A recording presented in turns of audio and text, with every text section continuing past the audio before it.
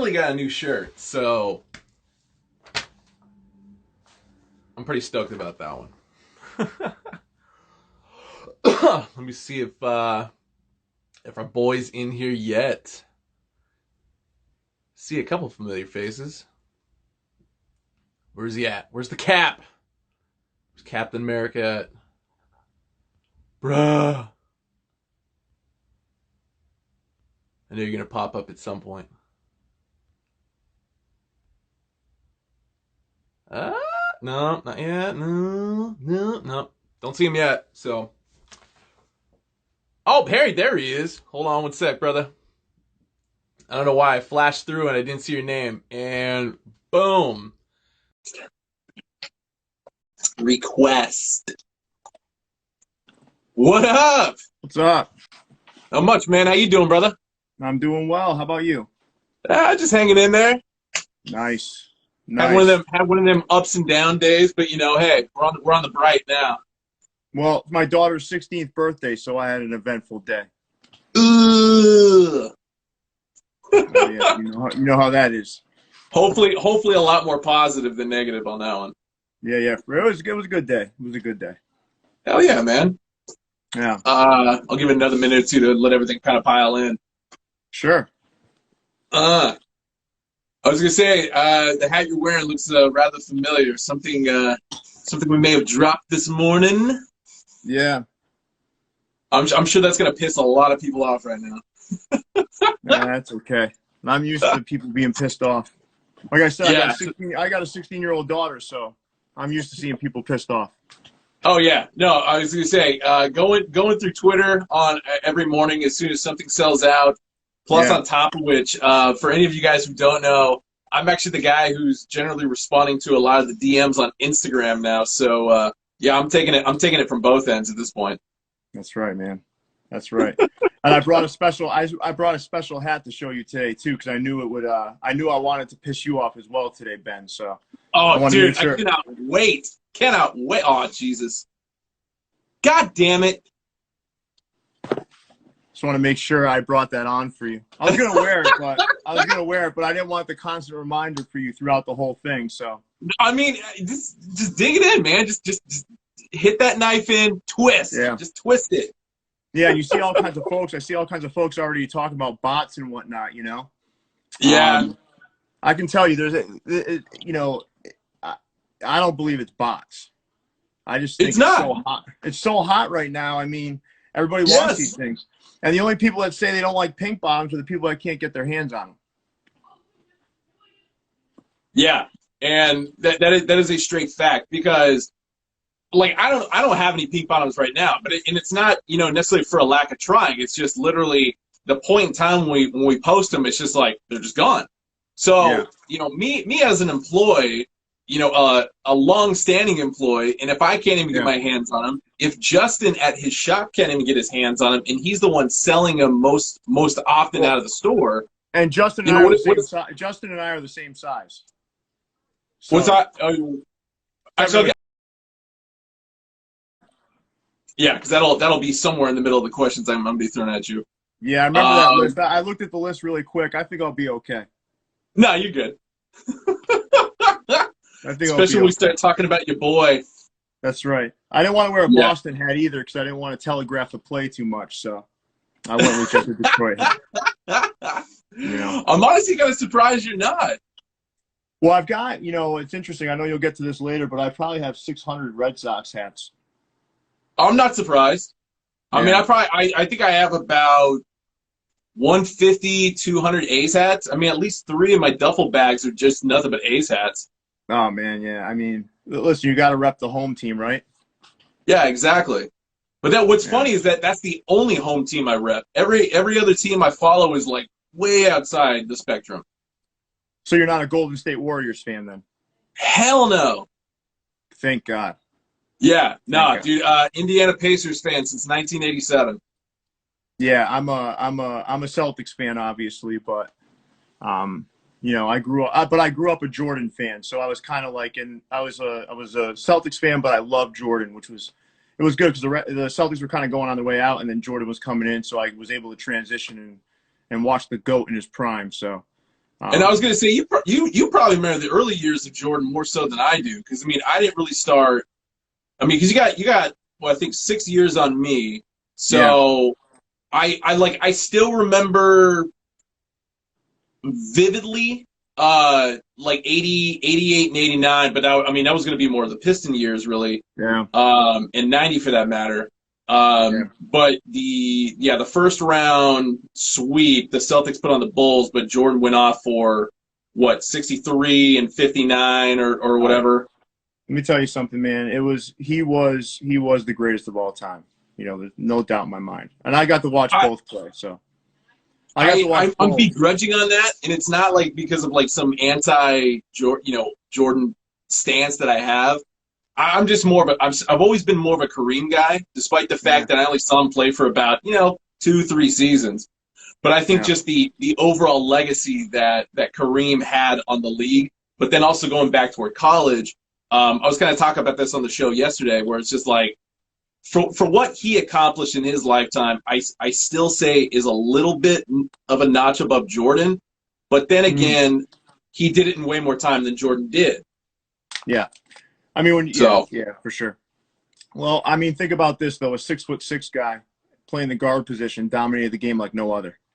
So, I don't know, man. I guess it's a toss-up there, but I'm a Jordan guy. Yeah, and then it was also the point in time when guards weren't exactly looked at for Defensive Player of the Year, and then Jordan got a couple. So, I was watching The Last Dance, and my son asked me, "How much is Michael Jordan worth?" And I looked it up. Do you know what he's worth? Oh, his net worth $2 billion. $2 billion. Yeah, insane, absolutely insane. And it's like, unless you're Bill Gates, Jeff Bezos, some oil baron in the Middle East, it's like you're not even, nobody is going to sniff that. Oh, Warren Buffett. No chance. And he's on the way out. Yeah, that's true. That's true. Well, he eats a lot of candy all day too, so he doesn't exactly have the best diet, Warren Buffett. So exactly. Yeah. All right, brother. So let's do this. Enough of the old man stuff. So I guess we can start talking about some cool shit like hats. Right? Yeah, exactly. Sorry, we had to get all the easy stuff out of the way first. Yeah. All right, guys, welcome in. I'm Benjamin from Hat Club, and I'm joined here today by Pierre Morin, otherwise known as Captain America. We are in the closing hours of our 100 years of celebrating New Year's 100th anniversary. If you just checked out our Instagram page a little while ago, we got the next contest up. Be sure to join, to apply, to post your photos, to tag us, etc., with all the hashtags and everything for your chance at a Javi Lopez autographed Chicago Cubs hat, the $200 gift card plus the cap duffel, or runner-up prize of a $100 gift card. Pierre, thanks for joining us, brother. No problem, man. I've been looking forward to it. Me too. So the obvious question: how did you get into 5950s? Well, I think I'll go back a little ways. My dad got me into hats, and it wasn't 5950s. So my dad wore hats every single day, and it was something that just like I picked up on. And from an early age, when I was younger, I wore snapbacks because I wasn't sure how big my head was going to get. So we weren't investing too much money in those, and they were versatile and stuff. But I'd say in the early 2000s is when I really got into 5950s. Not collecting to the degree I do now, but my main connection to 5950s was kind of twofold. It was sports and hip hop music. So those two things kind of converged in my world and made me super engaged in the 5950 design and the structured hat look. What were the hip hop influences that you were talking about? All of it, man. I mean, I'm almost embarrassed to say this one, but I was a huge DJ Premier fan, which I'm not embarrassed by. But even I love DJ Premier, but even Fred Durst, he wore one. I mean, everybody was wearing them. Method Man was wearing them. Yep. Everybody was. So, you had that, which was really big in my life when I was younger. I still enjoy 90s hip hop, but I'm an older guy now, so I got to be careful. I got to censor it around the kids. But I also, just sports in general, baseball specifically. I lived and breathed baseball, like statistics, all of it, and the hats went along with it. So every time I see a baseball cap or I put one on, it reminds me of when I was younger. So, and my son's kind of following those footsteps too. So that's where it was for me. So when did like New Era hats more specifically come to the picture? I'd say in the early 2000s is when it came in the picture for me, from a 5950 perspective. So I've been wearing 5950 for about 20 plus years now. Do you remember the first one you picked up? Yeah, it was a Red Sox on field. So shocker. Yeah, green or gray underbill? It was green, but I will say this. You know, when it came to hats back then, I didn't collect. I wore them till they were beat to hell. Yeah. So, you know, people ask me now, Pierre, how do you clean a hat? And I'm like, I don't know, man. I barely wear them twice now. So I have a couple go-tos that I wear twice, 3-4 times, but I'm always trying new hats and wearing different stuff. And, I don't know, man. Back then was different than it is now. How many are you at right now? About around 5950s. I got around almost 3,000 now. So it's a modest number. Yeah, it's a nice round, modest number. I say it's a modest number, man. It's a modest Hall of Fame, if you were playing baseball, an easy number to attain and get you into the Hall with I'm that. trying to get as many hats as Pete Rose had hits, so I got another 1,100 and something to go or something. Okay, yeah. Pete Rose, Hall of Famer, yes or no? That's tough, man. I think, listen, if you start to really dig into every player across Major League history and kick them out or keep them out of the Hall of Fame for their moral standards, I think there'd be very few people left in there. So, yeah. To me, it's like as a player, yeah, I mean, he belongs in the Hall of Fame. But a lot of go ahead. Sorry. I was going to say, yeah, from a moral perspective, it's like, well, let's go back to the first class, and you got Ty Cobb in there. That dude threatened to murder everybody. That's what I'm saying. You can't go back. You can't go back. I mean, a lot of. But then again, I mean, looking into what would have been the draft class for this year, the one guy who I was like really pining for was Ted Simmons. Ted Simmons, before Ivan Rodriguez, was probably one of the most prolific hitting catchers in MLB history. But he was one of those guys where, when you throw defensive stats in there, it's like, okay, during his time with the Cardinals, who was winning all the Gold Gloves? Johnny Bench. Then he goes to the Brewers, which at the AL at the time, who is he going against Gold Glove-wise? Carlton Fisk. So the guy couldn't catch a break, but meanwhile, he has the most hits of all time as a catcher. Yeah, maybe he doesn't have the greatest of averages, but so the hell what?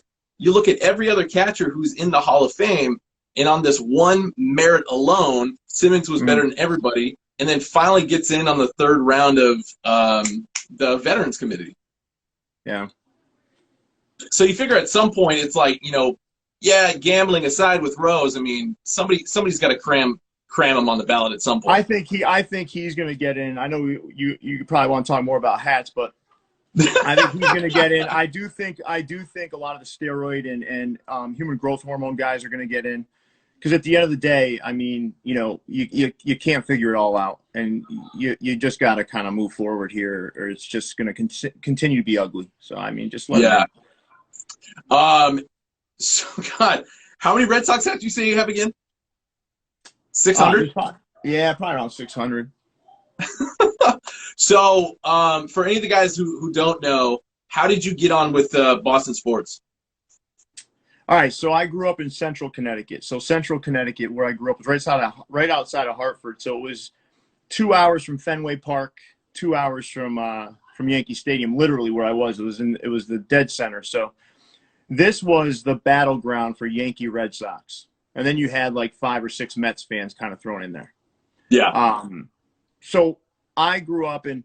I don't know, man. I liked an underdog, and back when I was a kid, at that point, the Red Sox hadn't won in 70-something years. I liked Wade. I loved Wade Boggs. I loved Roger Clemens. That's who I grew up on. And listen, I just became a Red Sox fan really early on, and then with that, I also, the Celtics back in '86, they were dominant. Yeah. That was when they had all those Hall of Famers on the team, and the black sheep were the New England Patriots, who were terrible up until 2001. They did have that '96 Super Bowl against your Green Bay Packers, but other than that, that's how I got into it, man. And I've been a loyal Boston sports fan ever since. No matter where I move to, no matter what goes on in my life, I'm a Boston fan. So at what point did you branch out into, because I know the vast majority of your collection is baseball stuff. At what point did you ultimately start to, grab hats from like other sports and such like that? Listen, man, I just love logos too.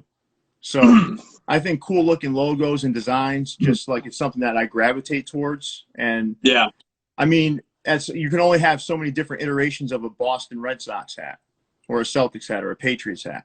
And, I just started saying, well, you know what? I want to branch out here. And that happened probably about, I'd say 10 years ago. But okay. I'll never put a New York Yankee hat on my head. I will never put a New York Giant hat on my head. I will never put a Do you own any Yankees hats though? Yeah, I had to. So this was a really sad moment in my family, because I had to show my dad too, who watched me grow up a Red Sox fan. I went out and I said, you know what? I like the Spike Lee joints that came out, right? He had a bunch of different ones that came out. A lot of people didn't like those hats, but I actually thought they were really good looking hats. So I went out and I got the whole set, and I showed my dad. And it was a weird moment, man. It's like, I'll never put them on my head, but I had to get some Yankee hats in there.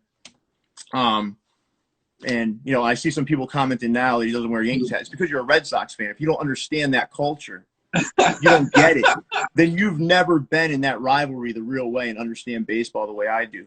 It's almost like a Cardinals fan put on a Cubs hat. Yeah. Right? I mean, or a Dodgers fan put on a San Francisco Giants hat. You just don't do it, But I have every team represented. And I've always been kind of the same way. The primary focus of my collection was always just MLB on-field hats.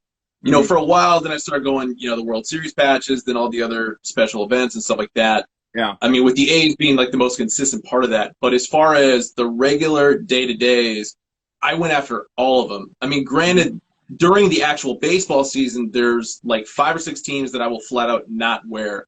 And then I'll always look ahead at the schedule to make sure it's like, okay, as long as my A's aren't playing this team today, especially based on whatever shirt I'm wearing, whatever jersey I'm wearing, it's just like, there's the essence of me matching my outfit, but it's just like, nah, I still got to stick with the mentality that's baseball. I saw one dude on a Facebook group I'm in take a picture of himself in front of Yankee Stadium wearing an A's hat, and they were playing the A's in the playoffs.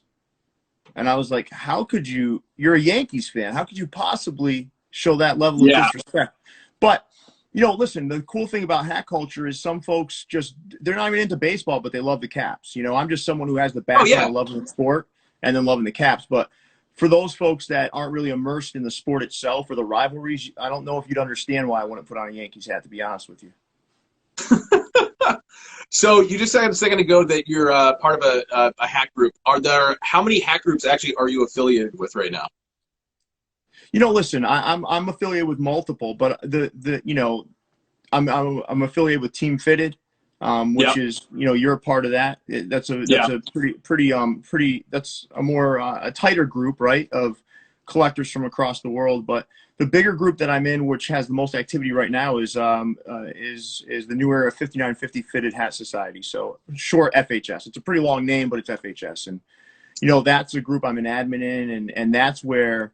Listen, man, it's a great community, and we're working to make it better and just create all kinds of content for people to engage with. So, like any other community, it's just a nice place to kind of get to know other people and talk about something you're really passionate about. And that's what we do there. Yeah. What is it about the cap collector groups that you find way more relatable than, say, I mean, obviously, because you're a hat collector, so you are going to relate. But I mean, as far as anybody who's coming from an outside perspective, because I mean, there's like sneaker groups, there's movie groups, etc. What is it that really differs the hat groups compared to a lot of other places? I don't know if it differs, but I'll say what the characteristics of it are to me, and what's really impressive to me is you have folks from all walks of life just kind of coming together with that one specific love or passion, right? Yeah. But what got you there could be streetwear, it could be basketball, it could be baseball, it could be just cool art that you like. But all these things kind of converge, right? So you have all these different perspectives that are kind of connected with that one thread, which is hats. You know, now what got you there could be completely different, but then you have all these different folks that are kind of sharing their passion in different ways, and you're learning more about different parts of culture, be it pop culture or sports or whatever. And I think it's just an interesting environment to be immersed in because it's not singular in terms of how people get there. And I'd Yeah. also say, you know, the thing I learned about hat collectors is, and folks that are just engaged in that community, is they're passionate about it, but they also want to debate. You know, and I think sometimes that's cool too. You know, it could be sometimes, you know, it's head scratching. It's stickers on, stickers off. Like for me personally, I take it off, but I don't really care about stickers on, stickers off. That's just the way I am. But I think the debate that goes into some of this stuff, maybe the historical significance of a specific hat or the rarity of the streetwear cap, it's just like people just want to debate and kind of talk about things and kind of connect. So I love it, man. I think like any other community, it has its ups and downs, but I think it's just an awesome way to connect with others. Who are some of the other guys that are running the 5950 Fitted Hat Society with you? Well, I'll say, you know, first I want to give a shout out to Robert Martin. So Robert Martin is the guy who created the group several years ago. So, and there's some parallels between Robert and my father. Now, Robert isn't old enough to be my father. We're the same age, but Robert is a truck driver. Okay, so so how this came into play was he was driving around the Midwest. Everywhere he went, he would buy a new fitted cap to kind of commemorate or kind of connect to the places that he was going to. Very similar to my father. You know, my father, when he would go on vacations with us, he'd get a hat. When my father he was a truck driver too. He would go somewhere to get a hat. So this led Robert to a place where he wanted to get other truck drivers engaged and build a community, right? And what translated from that was he ended up creating this Facebook group. And he was into fitted, and we know like the cultures change from time to time. Like snapbacks were really prevalent, you know, and then you saw like, and then, you know, fitteds are back and they're back stronger than ever, but he was always through and through a fitted guy. And he created this group, and we've got several other guys on the admin team, like Leon, I think, you know, we got Frank and Thomas and Phil, you know, and all these guys are just coming together just to really try to make the best community for people as we can. What is describe it like a day-to-day a view of like what the page is like for anybody who isn't affiliated with it? You know, I think you're gonna. It doesn't matter when you go on there, Ben. You're gonna see something different. So you go on it. I can like wake up in the middle of the night, 2 a.m. and I can go on there and there's gonna be someone posting something. Yep. You know, and I think you're going to see all kinds of different things because you're going to see levels in collecting that are from beginner all the way up to experienced folks. And people are talking to each other and leveraging each other and what they've done in the past to figure things out. And you're almost mentoring some people, which I think is great. So I think it's a community that's so balanced in terms of how many people are there and at what level they are that everyone will find a benefit in being associated with something like that. Any kind of sales or like trading that you've noticed kind of going on in those? I know because like on T Fitted we definitely do. So yeah. I think for sure. I think, you know, we there's a lot of that goes on in there. It's a pretty cool environment. You know, you enter at your own risk when it comes to sales of any sort, right? Yes. But I will say that very rare that you see anything go wrong in there, and it's a really cool place. Like, you know, I don't personally sell or trade hats. Okay. I just don't. If it comes into the vault, it stays in the vault. But I know a lot of guys that do, and they enjoy that. It's almost like trading cards back in the day. But yeah, you know, I think it's just a really cool place to be. What is the biggest challenge you face personally as a cap collector, if any? Man, you ever remember back when we were younger? There was those Just Say No infomercials. Yes. Yeah. That's it, man. Well, I mean, I was gonna say, like, from my personal experience, I mean, especially when we were kids, it like access to hats was way different than it is today. Whereas, like nowadays, I mean, if you want something new, boom, it's there. If you want something old school, hit up eBay, hit up Facebook for any like Fitted Hat Society, Team Fitted, etc. I mean, going back from your younger years, I mean, where did you kind of notice that, like, oh shit, you know, I used to not be able to get this hat, and like now it's in abundance or readily available? You mean just in general, like which hats were? are more plentiful now? Like I mean, especially going back, like when you were like still kind of like when you were starting out actively, like really starting to collect hats. I mean, Yeah. at what point were there like some kind of moments of adversity you had kind of gone through? Gosh, I mean, I really didn't have any, Ben. Really didn't have any. It's because you're on the East Coast and you guys have access to everything. I think because I've always been close to New York City, that like Yeah, you don't yeah, and really, that's kind of what I was alluding to on that. yeah. If I wanted to go and get something, there's always a way to get it out here. Because I think the Northeast, we're kind of like privileged in that respect, where you have Philadelphia, New York City, and Boston, like in such close proximity. You're Yeah. never like in a spot where you can't find something, you know? No, because I mean, on the West Coast, the land is completely different. Because I Yeah. mean, I currently am in Oakland, but most of my childhood was Southern California, so Bakersfield, Yeah. which is 2 hours north of LA, but still 4 hours away from the Bay Area.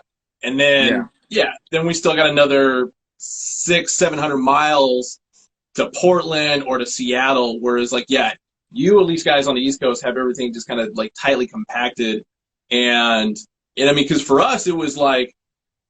We go to the mall and there's the occasional like Pro Image or like a random Yeah. sports store that might have a few things. But yeah, how is it in abundance like on the East Coast compared to guys that had to suffer on the West Coast basically? That's true. I will say this: Boston is not a real big fitted hat community. I will say that True. Boston's When more I of a think a dad lot, hat. yeah, and I was gonna say I think that has more to do with 40 Cent brand being based out of Brockton. Yeah. Yes. Yeah, and that used to be Twins Enterprises, correct? Yep. Yeah, because right across from Fenway was Twins Enterprises, and if you went in there, it was a wall of just dad hats, and that's all you could buy. So going back to the Fitted Hat Society, what's the criteria for joining the group? All right. So first and foremost, it's Fitted Hat Society. So Yeah.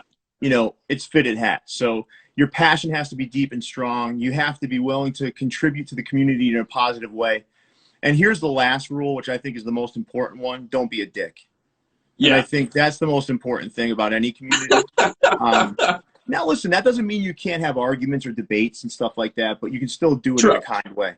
And I think that, for lack of a better way of saying it, don't be a dick. No, I couldn't agree more. I mean, I think that's just it should be an unspoken rule. I mean, it's just across any forum. It's just like, just don't be a dick to anybody, and Yeah, especially for hat collecting, because us, you having 2,000 more hats than I do, awesome. There's other collectors that are just starting out at like person. Doesn't make me a nicer yeah, person. exactly. And it's like for somebody who has 20 hats, for somebody who has 50 hats, 100, whatever, it's just like, so what, dude? We all love the same thing. Yep. There's Yeah, no reason why we 100%. shouldn't help each other out. That's right, man. And that's what it's all about. So if I have an opportunity, and I know a lot of other guys that have been around for a while, if they have an opportunity to help someone else out, to teach them something, we do. And that's what any community should look like. It should be no different than when you talk to your neighbor outside, a neighbor that you Yeah. like. How often do people come to you for advice as far as hat collecting, or even just trying to find very specific hats? No, I think it happens a lot, but I mean, I think there's only certain things I can do. Like if you weren't able to find it on eBay, I'm probably not either. So, Yeah. But I have gone out of my way to help folks with stuff. So for example, Hat Club has it's tough, man. Everyone wants these hats, right? So I had a couple of guys hit me up, and I know a lot of my friends do the same thing. We'll go on and we'll all try for that hat, for somebody else. So, that sort of thing. But we're always helping each other out, man. I can tell you, I have one guy, TJ, who literally, he's slowed down a lot because of coronavirus. But when coronavirus wasn't going on, this guy's hitting stores left and right and just taking pictures of hat walls and asking us what we want. So I think, what's beautiful about this is just people helping each other out. I think that's the end of the day. So I want you to talk about your next passion project, Views from the Vault.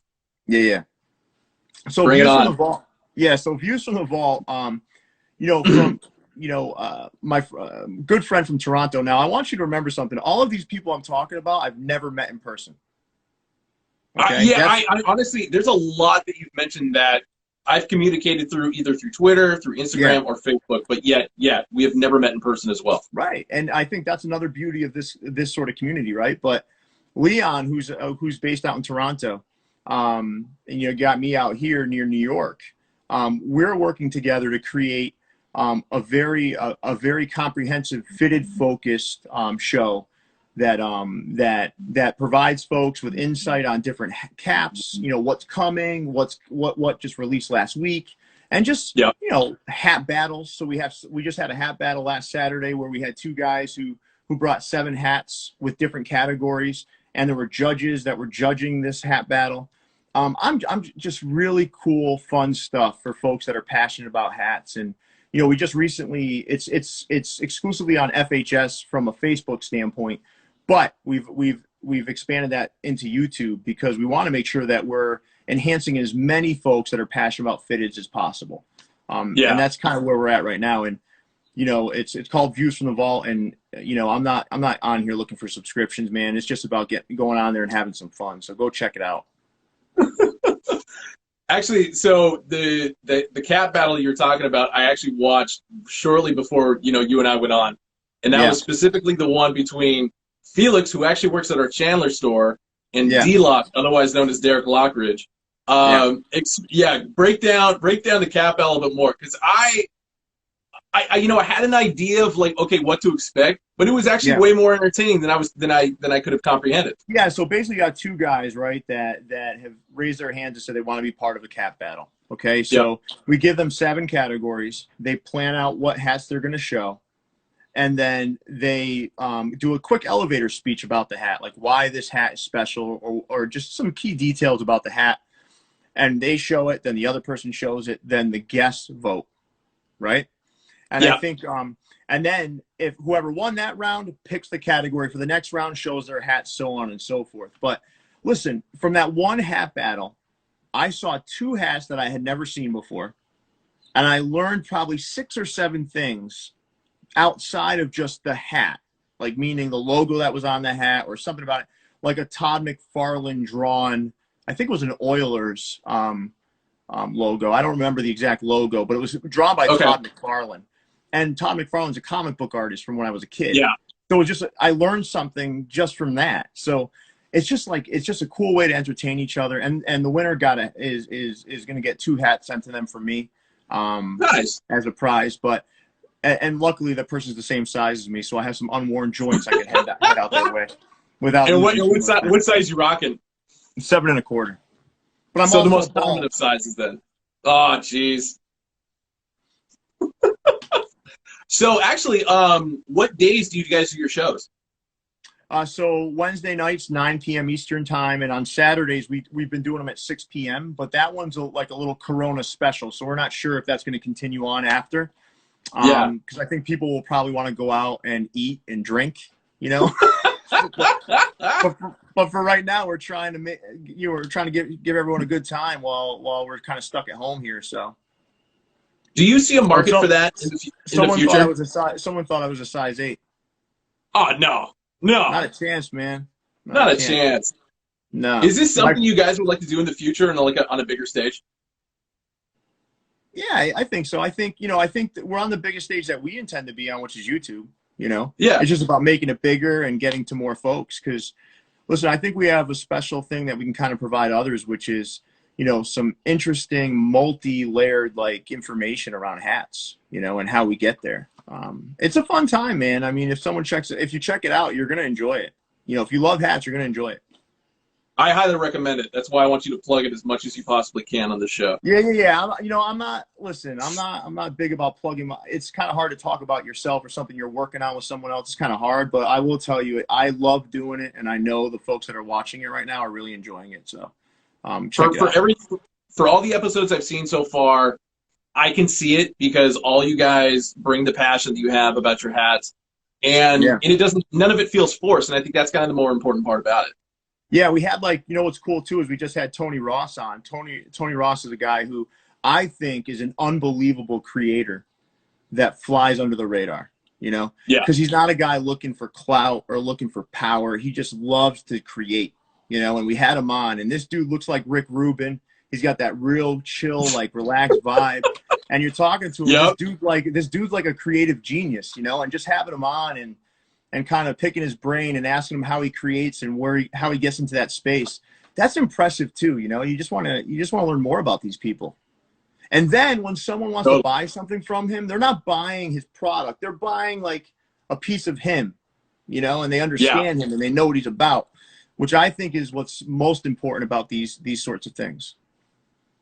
Since you're more you tend to be more of a sports guy, and then you talking about now with you know the passion projects and you know people buying pieces of hats from other people that are part of themselves.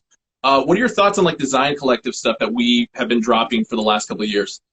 Oh man, I love it, man. I mean, listen, Chamuco right now is outstanding. I love his stuff, man. Chamuco has been killing it. Hillside, I love Hillside's latest releases that were really like kind of re-releases. Sean McCarthy's been doing some cool stuff, but he's been doing those like kind of commemorative World Series caps for the last like 3 or 4 years. Those things are great too.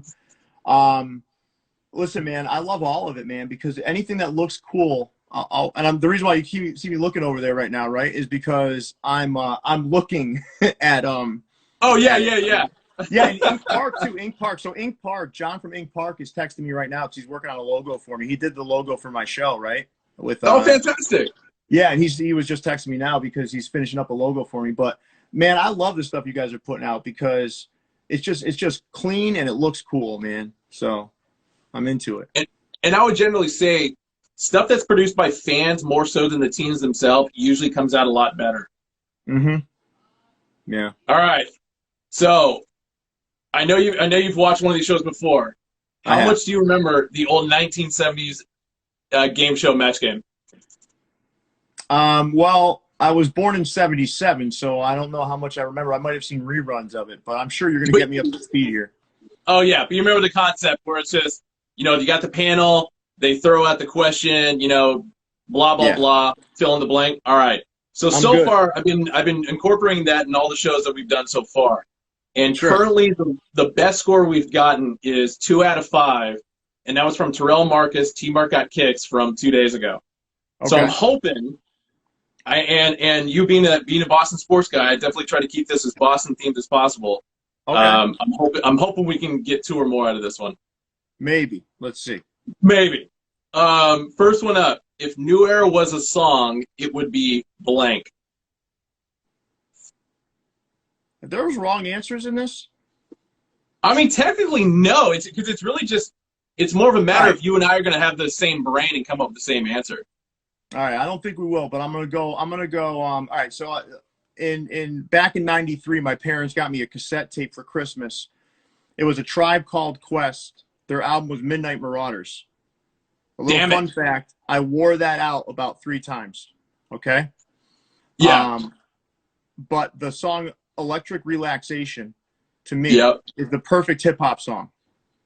I couldn't agree more. That album is still my favorite album of theirs, but because of the fact that my brain was thinking you're going to go totally Boston on this, I went with Tessie by the Dropkick Murphys. Oh, no way, man. I can't do it. Nice try, though. All right. Try. Keep that answer in mind for this next one. Right. If New Era was a movie, it would be blank. I mean, you're going to go Boston theme. I had something completely off the wall. It's not a Boston theme, so. Okay. I say I do roll with it, man. Let's just say there's no such thing as a wrong answer on this. There was a Tom Hanks movie back in the day called Money Pit. Yes. I'll leave it at that. I went with Fever Pitch. Ah, man. Yeah. Although, Hayward, California-born Tom Hanks, the local legend. Yeah. It would be. I mean, personally, for me, I would like to see him go back into like those zany comedies like that. But you're never gonna get your bosom buddies. You never get your money pits anymore. So. Yeah. It's a shame.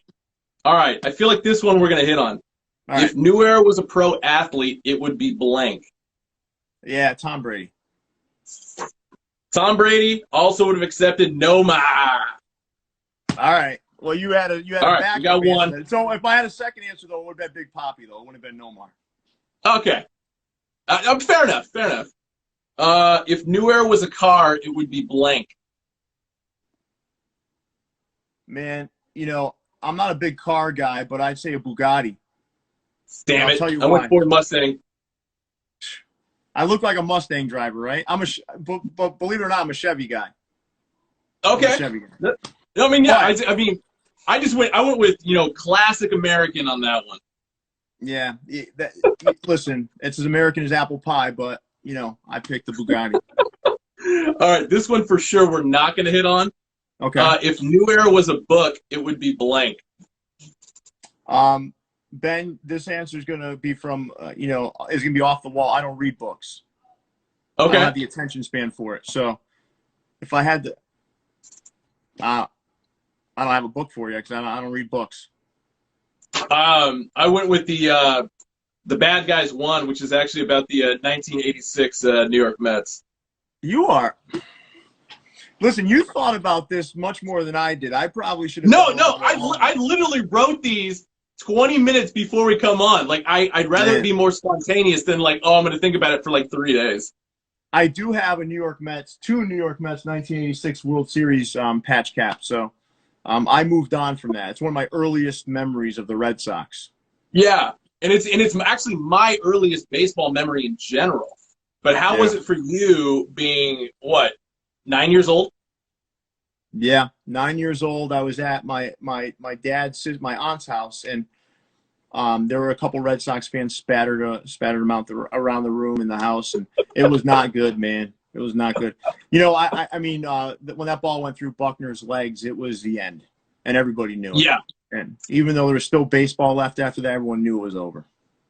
I grew up in a Mormon household up until like my teenage years. So I was 3 years old, and the reason why I can vividly remember that moment the most was because my mom is a diehard Red Sox fan. Like, we're all from California, but somehow because of like our Irish heritage, like it just everything Boston sports related has just really resonated with her. So I remember it more because it's the first time I can remember my mom just yelling shit, which like at that it's like, oh wait, what? So yeah, she definitely had the same feeling. She kind of knew Game 7 was just going to be a wash on that one too. Yeah, it was terrible. But hey, 04, 07, 2004 13, 18. 2004 fixed it all. Yeah, exactly.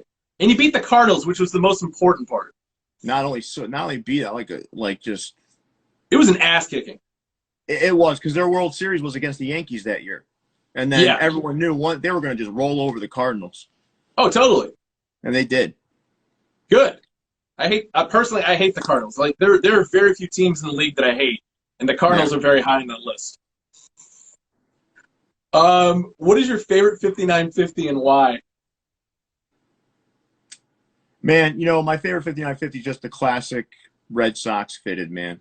So if there was one place that, if there's one hat I had to keep, and that I can only have one hat, it's going to be that one. Nice. My second favorite though would be just a classic LA Dodgers cap. Okay. Yeah, I just love the Dodgers, the LA, the interlocking LA. And if I had to go three, I'm going to go three is anything Detroit Tigers, just because I love Old English. Yes, I couldn't agree more on that.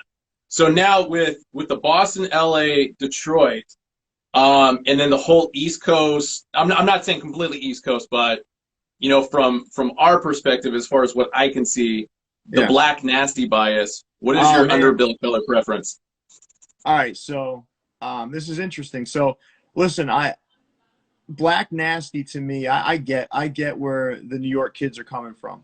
Because I'm close to it, and it's kind of been drilled into me that black nasty is not the way to go. But I will still wear black underbills, man. I'm okay with it. But my favorite color is the classic green. My second favorite is going to be, now it's pink. I love pink, man. Until you put one on, you don't really know. I just love the pink underbill. Yeah. Third is going to be gray, and then everything else just kind of falls down under that, But I would say green, pink, gray. 2 years ago, year and a half ago, however long it's been, would you have ever imagined you liking pink underbills as much as you do. No. Mm-mm. No. Did you And ever know what? imagine, Listen, like, go ahead. no. So once I got my first one, I put it on. I was like, I'm not sure about these. As a matter of fact, someone showed them to me and said, Pierre, would you buy one of these? I said, no. And they said, no, I need you to buy one of these. I just want to get one in your hands. Yeah. So I said, all right, fine, I'll do it. And then 2 days later, I bought everything else that was available.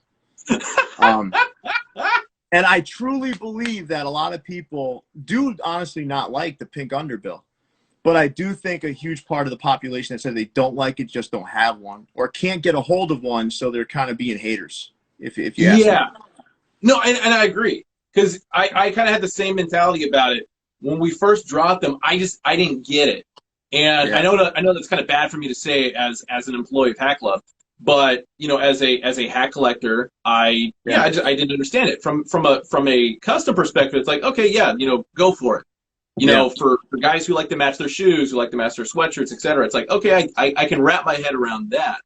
Yeah. But for the popularity that it's kind of become, and then the status symbol that it's become, those are the parts that I really didn't see coming at all. If someone told you forest green with pink underbill would look good, what would you say if you don't see it? If someone I would have said that you're crazy.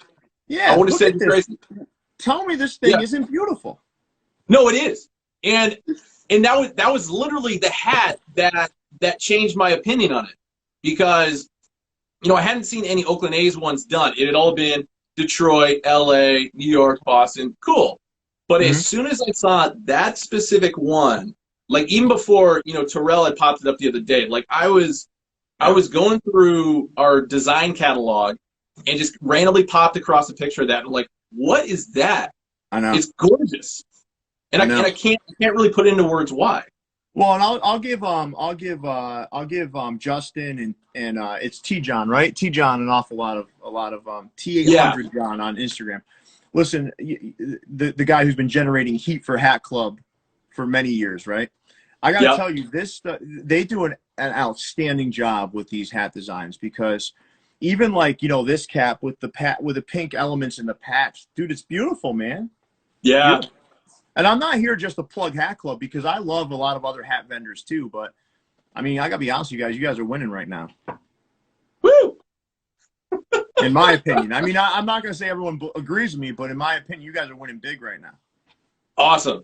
I mean, I agree, and it's once again, it's not from a biased perspective because I work for Hat Club. It's just the stuff that our guys have been putting together, and especially the diligence that they've been putting into it, testing the market by testing everything in New York first, and the fact that it's been succeeding there, and then it's like, okay, now we can expand onto the website and see what other kind of markets are hitting on this. Can I explain something else to you, Ben? And Bring it on, dude. It's not really explain something to you, but I want to share something with anyone who's watching right now. So folks complain a little bit about these kids from New York getting these hats, right? Yeah. I got to tell you, I waited in a line once in the NoHo store. And it was like, I don't know, 25 degrees out. And I was trying to get a hat for myself and a couple of buddies, right? And I was 30th in line because these kids camped out at 5 a.m. Yeah. And I want to tell you something. If you didn't get a hat, they earned it. Yeah. They earned it. These kids are sitting out on camp chairs at 5 a.m. to get these hats. And I will tell you, being immersed in these hat groups, there is a huge market for these in every part of our country. Yes. I agree. Yeah. Woo.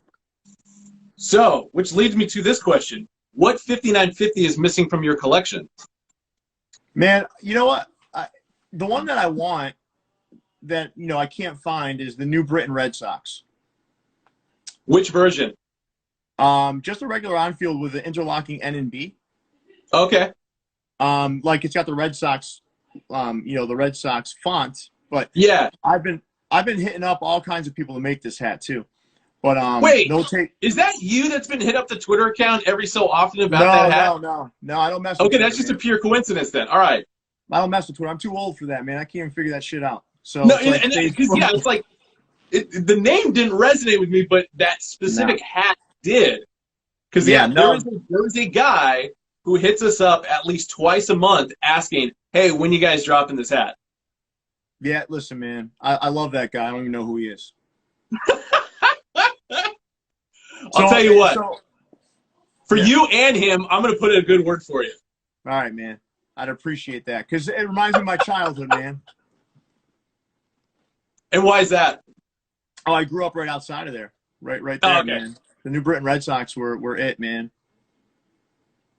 Red Sox. If you could design any 5950, what would it be? Wow. I would say, I'd have to really draw this out, but it would be some sort of Red Sox hat that has a lot of that has a really clean design that commemorates all their World Series titles. So I'm going to figure out how I would want that to look, but I see some cool stuff out there for other teams, but I want to see one done for Boston. So nice. Yeah. How well do you think your boy Tom Brady and Rob Gronkowski are to do in Tampa Bay this next year? Listen, just so you know, my son's name is Brady. Oh my God. So, I think Tom still has a couple years left in him, especially if he's throwing to Gronk. Yes. I think Gronk, if they can keep Gronk healthy and spread the ball around enough, and I know Tom's capable of that, they are going to be a very dangerous team to play. I wouldn't be shocked if Brady threw for 4,500 yards again. Damn. Honestly. I mean, I'm okay with that. Compared to, Jameis threw over 5,000 yards last season. No, but he was playing. No, but he was playing from behind. Yeah, no, when you play from behind, you're going to rack up an extra 1,000 yards. Tom won't be playing from behind. Yes, I totally agree with that. As long as Tampa Bay adds a few more pieces of their defense, it's all they really need right now. It's all they really need. But if I can tell you, Ben, screw Tampa Bay. I appreciate that. That's pretty much been the mentality of everybody who lives in the city of Oakland. Anytime I tell them I'm a Buccaneers fan, because they still go back to the Super Bowl they lost, which I, of course, hey, I got no control over this. I'm not the one that traded your coach. I'm not the one that sent your starting center to Mexico et cetera. It's true. Someone just wrote that O-line needs to be tougher. I think the most underrated part of Gronk's game was his blocking. Yes. Watch out, man. He changes an offensive line because he's another offensive lineman before he goes out there to hits the flats to catch a pass. So I think they're going to be great. I will not wear a Tampa Bay Bucks Brady jersey though, or Gronk. I mean, I'm not going to either, so we're good on that. Yeah. But that's just more. I'm not a Nike football jersey guy. I still rock my old champion ones from the 90s. I know, man. I follow your Instagram. I need to post more of the football ones. It's like those. Yeah, I want to see some, man. But where you live, it's suns out, guns out every day. So I understand why you're rocking the basketball jersey. Constantly. So it's I kind of have to. I mean, aside from the 6 months that I lived in Florida, where I definitely did it all the time. But here, it's like, as long as it's not winter, I can get away with it. Ben, do you mind if I address a comment that just kind of flew across the bottom here? Bring it on, brother. Someone just said Montana greater than Brady. So I want to address this, and then we can move on. I know you got a couple other questions. No, dude, we got all the time in the world. But I'll tell you, it's better to get to 9 and win 6 than it is to get knocked out before you get to those 9. Does that make sense? It totally makes sense. I don't care what anybody tells me, man. Tom lost less before the Super Bowl than anybody else. I agree. There's your argument. And up until that Philly year, it was literally one team standing in his way, but the other 30 teams in the league, it's like couldn't touch the man. Yeah, I won't address any more of that because I know this is going to start a rash of shit over here. Oh, I'll stir it up even more. Steve Young over Joe Montana. I would take that too. Yes, and it's not just because he's the Mormon boy. It's just straight facts. When you have a lefty who can run and is arguably one of the top 3 greatest running quarterbacks in NFL history, I'll take that over Joe Montana. He's a bad football commentator, though. What 5950, if any, will you not add to your collection? Anything New York? All right, so I'll give you a specific one. The 1978 New York Yankees patch, World Series champion patch, or World Series patch. I will never purchase. No. Yeah. And Fair. that's because very clearly because Bucky Bleepin Dent that year took the Red Sox out. So I do have a couple of different versions of the Dodgers cap from that year. Oh, really? I have I have a couple versions of that, a green and a gray bottom. But I will never buy the Yankees version of that cap. Nice. Oh, and thank you, J-Law, for post. I saw my. Sorry to interrupt you on that one. I saw somebody kept asking what my Instagram handle is, and yes, thank you, Marin, for pointing that out, because I can't exactly type it in right now. Mm-hmm. All right, Boston sports. If you can pick one team to continue to win championships, but the other three major ones can never win any more in your lifetime, what is that one team that's going to win? The Red Sox. Yeah, I kind of feel that was going to be an easy one for you. Yeah, listen.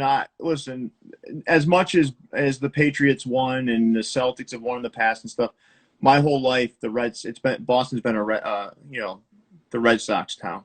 So. Yeah.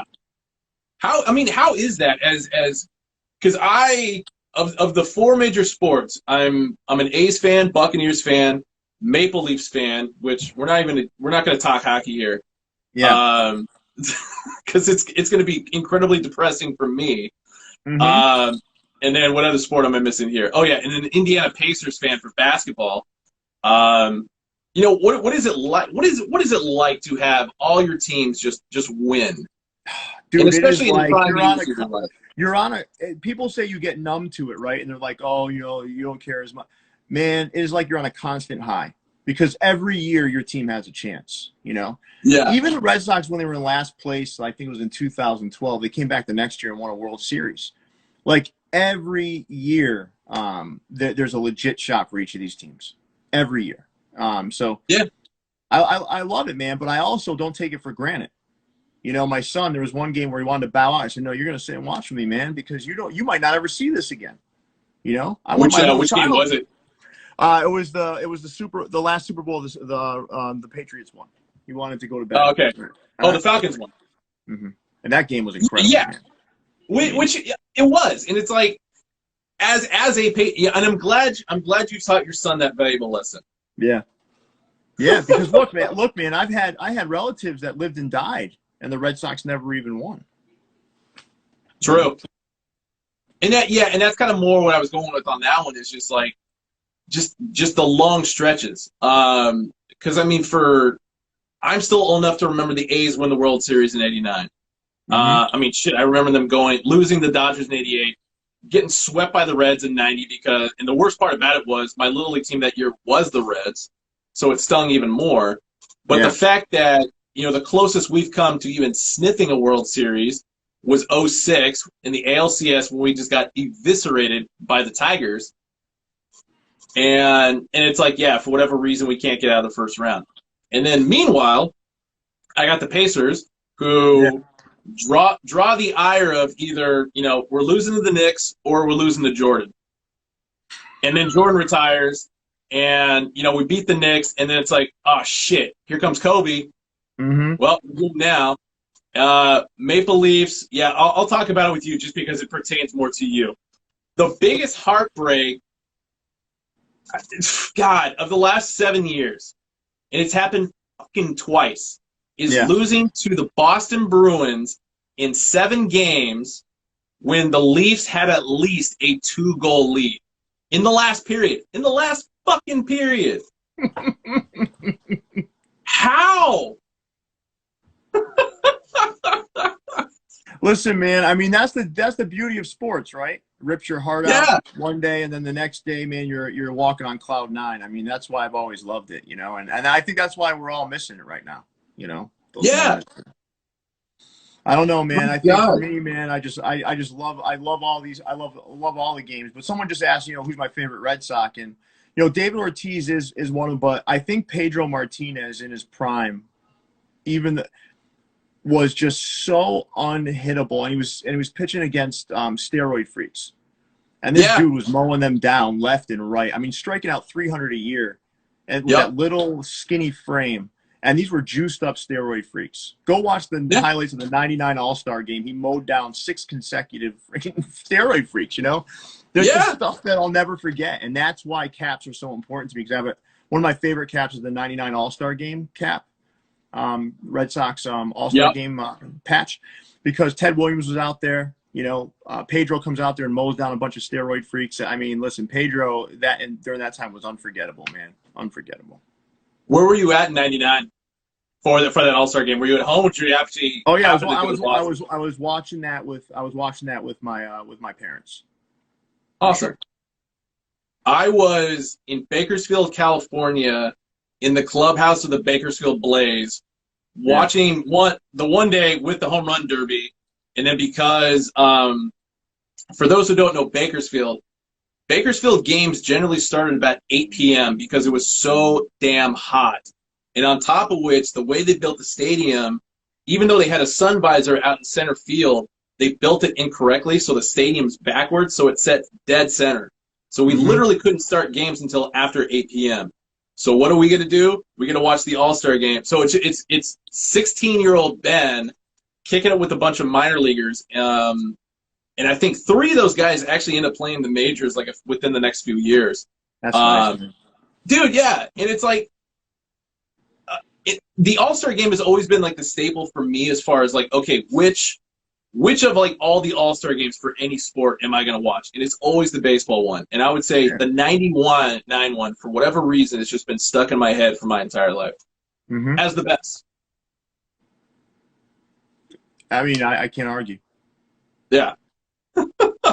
So basically, the rule of thumb is bring an All-Star game back to Oakland because we haven't had one since '87. Yeah. And then on top of which, just cram the rest in Fenway and we're good. '87 was back when McGuire was skinny. Yeah. All forearms, baby. And Canseco was a year out from his 40-40 season. Yeah. Yeah. After you'd already beaten Wally Joyner for American League Rookie of the Year before. Oh, Wally Joyner, man. California Angels. Damn straight. Yeah. Another great Mormon athlete right there. Yeah, tomorrow Leon and I on the show are going to go through our favorite defunct logos, and I was thinking about some of those Angels caps. So, dude. Yeah. I'll be tuning in for that one. Yeah, you got to, man, because that one's going to be pretty cool. I already pulled the hats. I'm not going to show them yet, but. Nice. Without giving away too much, because I know you kind of have a look into the future of a few things that we're going to be dropping in the future. What is something you're kind of looking forward to? That you guys are dropping? Yeah, that maybe other people may or may not know about. I'm almost afraid to share anything, but I'll say in general what I'm most excited for is just what's next from a pink and icy blue bottom perspective. I won't get into too detailed there, but I'm really excited about that because I think that you guys keep upping your game in terms of the patch quality and some of the uniqueness. I think you're going to some other different patches that people haven't seen as frequently. Yeah. Because you have these go-tos like the 1988 World Series on the Dodgers and the 04 and 07 patches for the Red Sox, but there's some cooler stuff that I think is coming in conjunction with those bottoms. So. Oh yeah. And I also, when we started, especially when we were able to bring back the Fenway Park 100-year anniversary one, from my personal standpoint, that's one of my favorites. Wait, I don't know. Can I show one or no? Yeah, go for it. All right. Let me see. Let me show. I already posted this. If I get yelled at for it later, I get yelled at for it later. Well, no, I already posted this on I already posted this one, but this thing. Oh yeah. This one's already been posted, right? This one's already. Yeah. This one hasn't released yet, though, has it? On that one. This one hasn't released yet, has it? It hasn't released yet, but photos have been posted for it. Yeah, this thing, man. I didn't know if I would like the pink lemonade, and then I got the Nationals one. I got the Nationals one, which is just a nice clean one, right? But then this one has the socks in pink. I was like, oh my god, man, I need that. Yeah. What are some summer other cap though? I gotta get a little tan. I gotta get a little tan first before I wear that. Well, imagine the weather's kind of gloomy out there right now. Yeah, it is. It is. It's gonna warm up soon though. What are some other things that, you know, maybe some insights for T800 John that we should you know, kind of move our focus into design wise? Man, I think crazier the better. I think starting to get into some unique minor league baseball stuff. Yeah. I think you guys had a run where minor league baseball is all I would look at because you were putting out some of the coolest retro or retired designs I've ever seen.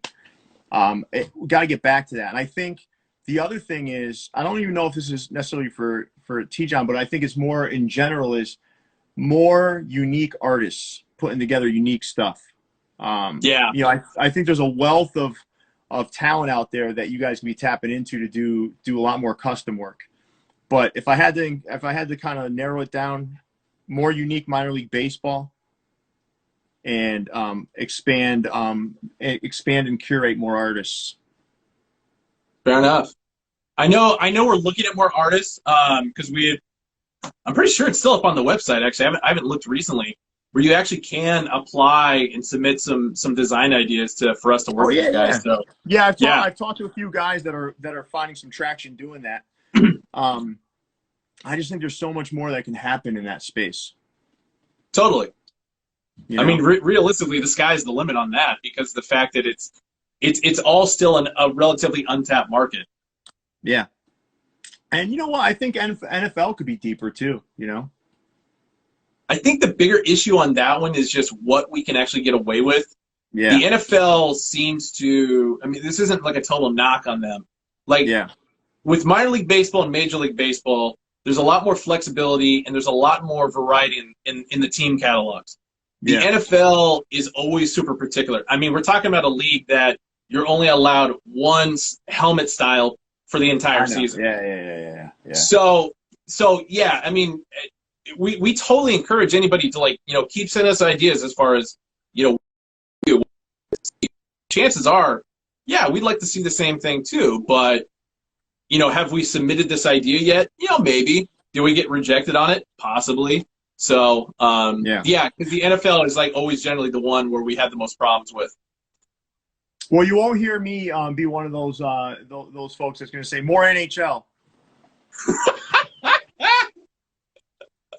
That's my favorite question. I must answer that question 12 times a day. Yeah. Swear to God. It's like I don't know how this can keep coming up. I mean, especially considering if you watch a game and it's just like, bam, there's the Adidas logo just like tagged on the side. Yeah. And then that other, you know, hack group or hack company that they're affiliated with, and it's just like, yeah, they just completely swallowed up the entire organization. The one that rhymes with Banatics? Yes, those guys. Yeah, but that's what I would like to see more of, you know? Oh, for sure. I mean, hell, I'll kind of let actually a little bit of a secret. I don't know how much you knew about this. So when Adidas and that other company teamed up and took over the NHL contract, so this would have been 2017. At that point, we had just started dropping. There were like a few San Jose Sharks at more specifically because those are the ones that were coming to my store.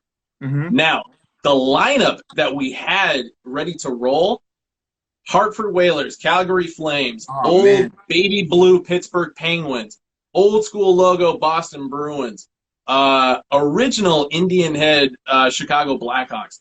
And the main reason why we were going to do that was because, you know, we knew in advance that New Era was no longer going to be able to do this stuff. So as a result, it's like John, being the genius that he is, just like, oh, hey, let me just send this giant order into New Era. And, you know, if they reject any, cool. If they don't, Awesome. We're going to get away with it. And they approved like 70% of it.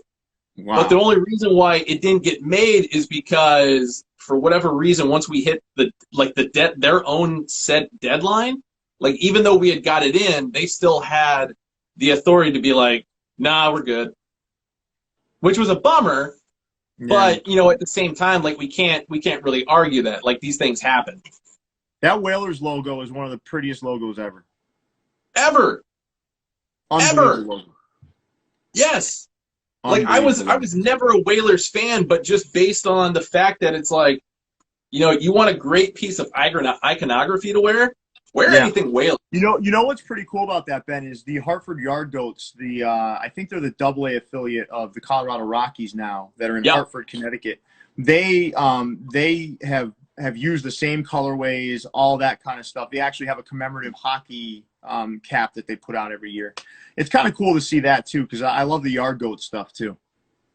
Oh, for sure. And I'd say it's to me, it's also kind of interesting that they do that because there aren't a lot of other teams in the league. Like the Anaheim Angels will do like their little team up with the Anaheim Ducks, but that's mainly for their batting practice hat. So for other teams to do a pairing with another sports team, it's genius. Yeah. Yeah, no, it is, and it's cool stuff, man. Yeah. So, any other thoughts, hat related? You know, anything we didn't, any world crisis we didn't solve yet?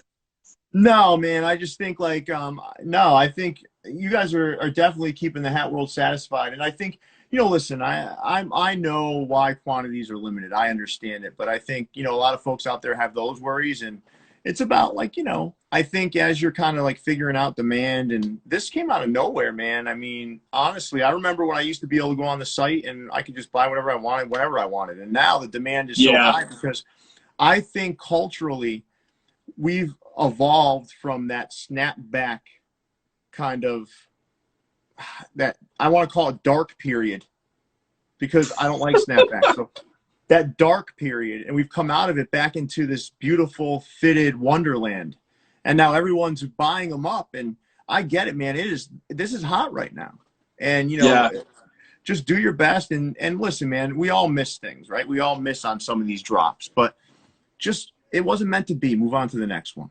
And I think, you know, even for me, like some folks think I never miss. I miss on things, and I just I shake it off and I go get them the next time. But I just think as quantities get better, man, you know, more people are going to be happier and satisfied. People love the stuff. Now they just want more of it. Definitely. And then if anything, we can always make more of it. You may have to wait like 3 to 6 months, but at least, hey, it's going to come back. Right. If you got a pre-order, man, at least you're guaranteed to get it. Yeah. I just pre-ordered some of the blacks with the pink bottoms. I want some of those, man. I was pissed. I was pissed because you guys had a Red Sox one in the picture and it wasn't in the main splash page. Then I searched for it and I found it. You guys tried to trick me. No, it was actually. I need to fix that after we're done. So what happened with that one was, for whatever reason, the program where we put all the photos into, it didn't accept the Red Sox one. So there was like an additional 24 hours we had to wait to be able to that thing to upload, and then people can finally now buy it. Yeah. Shout out. Like it was weird. Shout out to Jason Mead. Jason Mead has an Instagram account, 5950. And basically, he's got this thing where it's got all the new releases. I couldn't find that Red Sox one, and then I went on his Instagram page today. I saw him, like, wait a second. Davey was supposed to tell me about this. And then I had to go, you know, I went in and I pre-ordered, man. I can't not have the Red Sox one. I mean, in her defense, she's been a bit slammed of late. Yeah.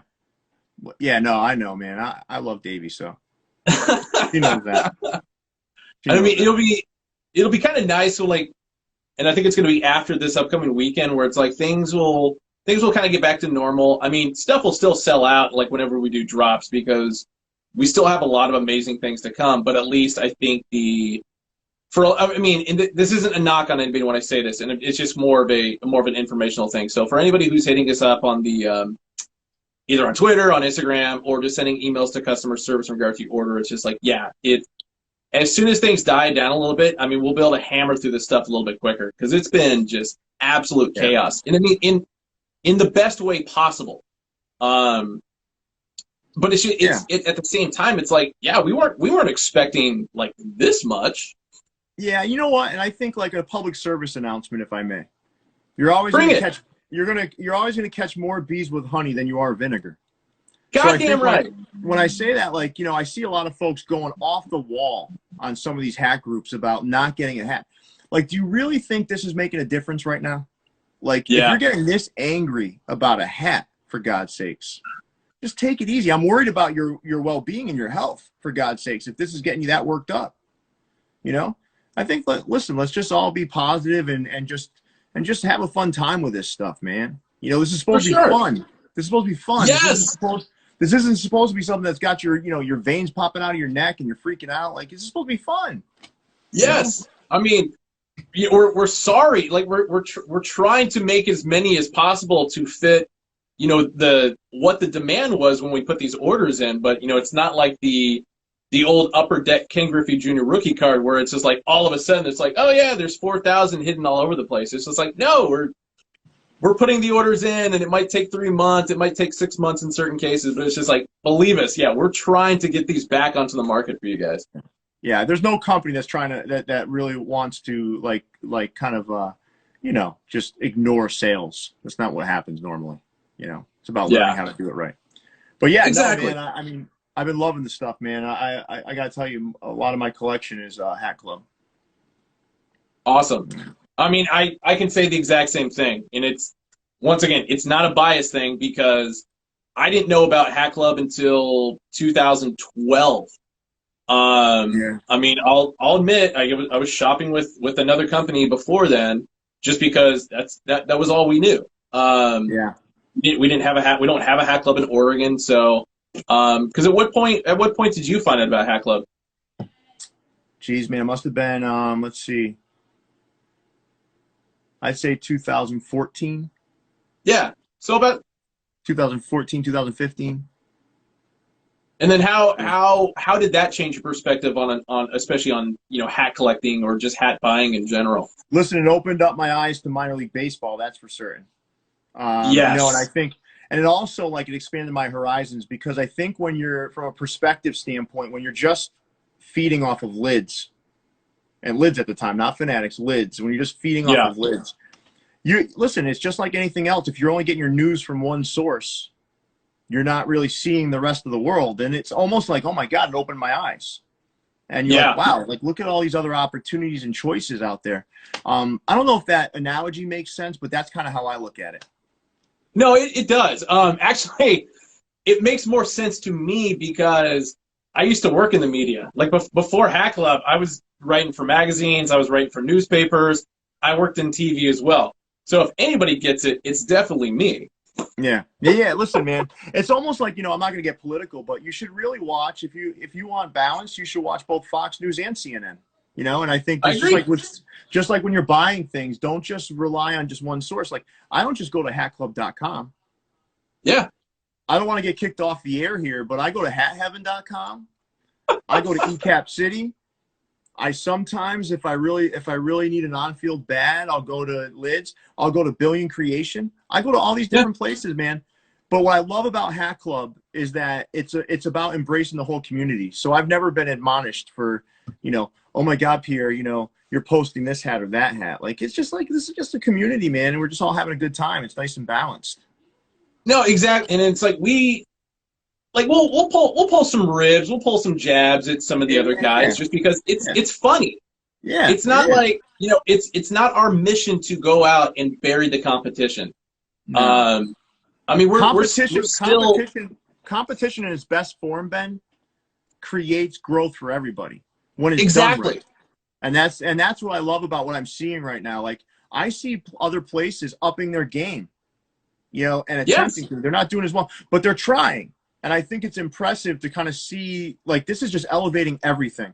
And what ends up happening from that is we all have better choices, you know, and more choices. So I think that's what's awesome about what's happening in the fitted hat world right now. I will even say, and the only reason I bring this up, it's not in a braggadocious sense. It's just something that came to our attention a couple of years ago that just happened. And if we're part of the reason for it, awesome, because overall it'll make the hat experience better for everybody else. And that was a buddy of mine was at the MLB winter meetings a couple of years ago, and during like some of the when they're talking about the minor league teams and all the promotions and stuff like that, they dedicated about a 30-minute segment of their discussion on Hat Club and everything we had been doing as far as finding all these old retro logos that nobody had talked about for years. And then once, like I said, I'm not trying to toot our own horn on this, but it's just like if all these teams are taking notice and it changes their perspective as far as like, oh, dude, yeah, why haven't we done this before? Mm-hmm. Or why haven't we done this in like 10, 15 years? And it's encouraged them to do it. It's just like, based on the fact that they also sell hats, you could say, yeah, they're kind of our competition too, but it's like that's not the point. We're trying to pass on our love of hat collecting, our love of all these designs, our love of baseball, etc., onto everybody else. Yeah, 100%, man, and I feel it. I went on way too long on that one. No, man. It was good, man. It was a passionate diatribe, and I loved it. I loved it, man. Vote for me in 2020. When I wake up tomorrow morning and I'm getting ready for my day, I'm going to reflect on that passionate speech. It's going to get me going for the day. Dude, I mean, I'm taking more notes from you from a video perspective, man. You got this stuff down. Man, listen, I'm all about the way, like, I like visual standards to be tight, man. Like, I just like things to look good. Like, my hats are all organized in alphabetical order. It's crazy, man. I mean, this stuff I just love the organization of it, but, man, I got an iPhone here. That's all I got going for me right now. No, I don't even have an iPhone. I'm so behind the times on that just because I was so anti-Apple products when I was in college that it's still stuck in my head as I went forward. Yeah, come on over to the dark side then, Ben.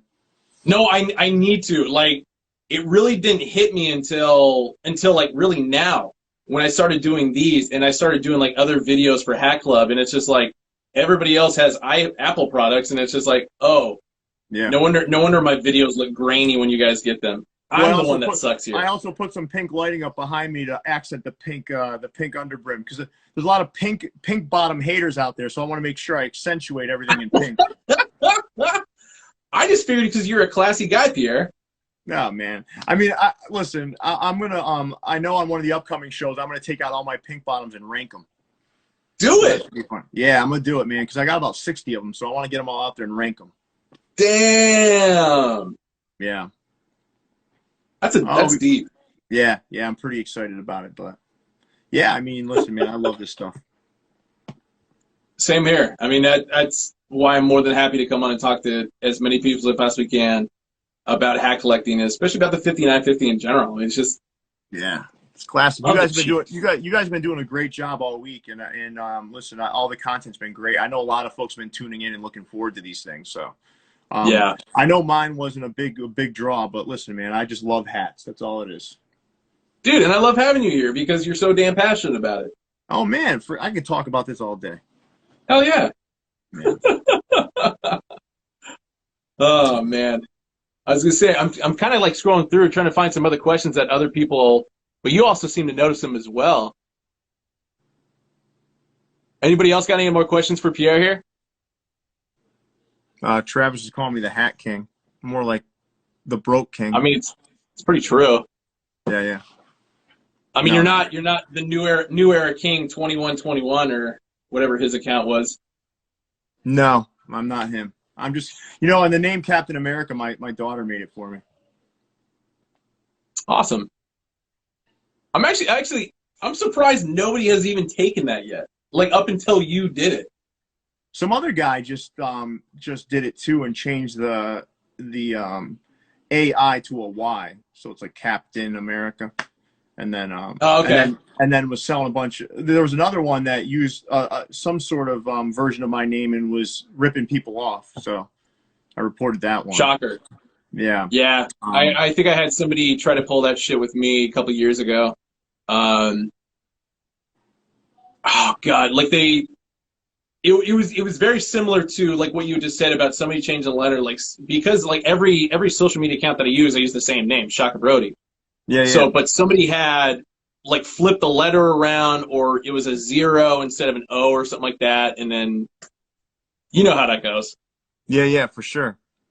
I got a couple of people asking questions here. I could answer a Oh couple of yeah, them. do it.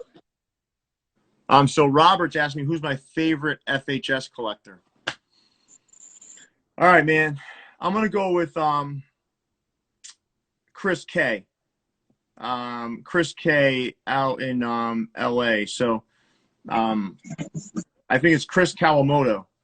Qui Chop Fitteds, if you're looking for his Instagram. This dude's got a deep and very focused collection. So I would say if you get a chance, someone can write his Instagram in the comments here. Someone asked me what's the best hat store in Connecticut. There isn't one. Have I ever been out to the West Coast? Yes, I have. I do work for a company located in Silicon Valley, so I've been out there quite often. When are you coming back out to the West Coast? Well, listen. So I was talking about this yesterday, right? So what I'm going to do next year is my parents, myself, and my two children, who I raise alone, are going to head out to the West Coast. We're going to start in San Diego. We're going to rent a car. We're going to go up the entire coast and stop at every possible baseball venue we can.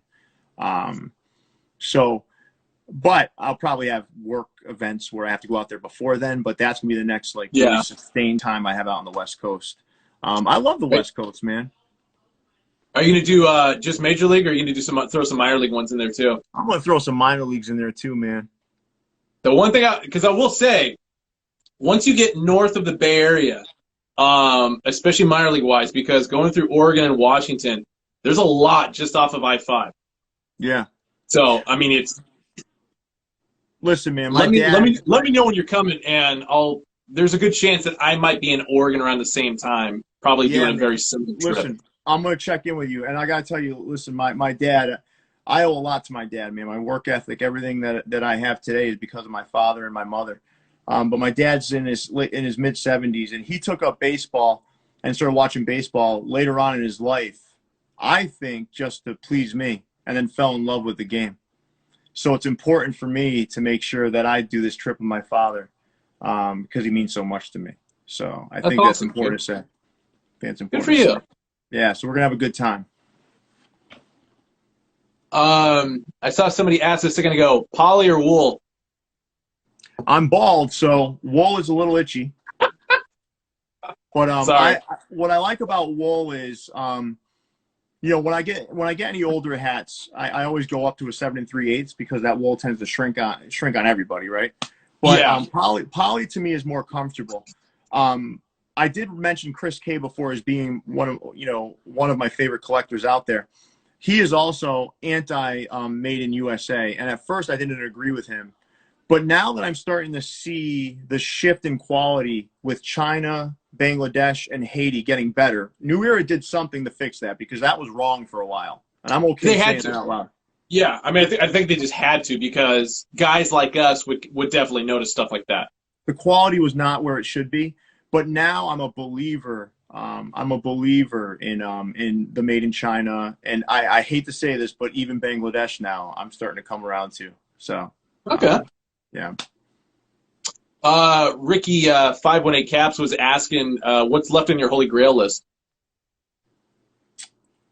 It's interesting because TJ and I were messaging earlier today about a specific hat I want. The He Got Game hat. You guys remember that? The He Got Game hat? The one with the cross and the basketball. I'm not necessarily want to narrow it down to being just that one, but that's one I'm looking for in 7 1/4 that I haven't been able to track down. But interesting. Listen, my grails, listen, I'm not a guy who has a list that I'm just going after, man. I'm like all over the place looking, and I'm like, oh man, I love that. Like, let me figure that out. Like I just got the Futura Brooklyn Dodgers collab hat, which is pretty cool. I posted on my Instagram, but not a lot, man. Not a lot that I'm really out there looking for. It just happens to come upon me. I was going to say, actually, in regard to that comment, are you able to just off the top of your head just flat out know if you have or don't have a hat, or have you actually come across a point in time you actually bought a second hat by mistake? Man, this just happened to me the other day. So, an Astros. Listen, man, this is one of the things I should have answered. I should have answered this prior to you when you were interviewing me earlier. I had a 2005 Houston Astros World Series patch cap, right? I didn't think I had it. I was like, I gotta buy this, and then I got it. And now that's one that will stay in the vault until I find someone that I want to just give it to. Nice. Yeah. For all you Houston Astro fans that wear a 7 1/4 out there. Yeah. Now they're going to be hitting me up, man.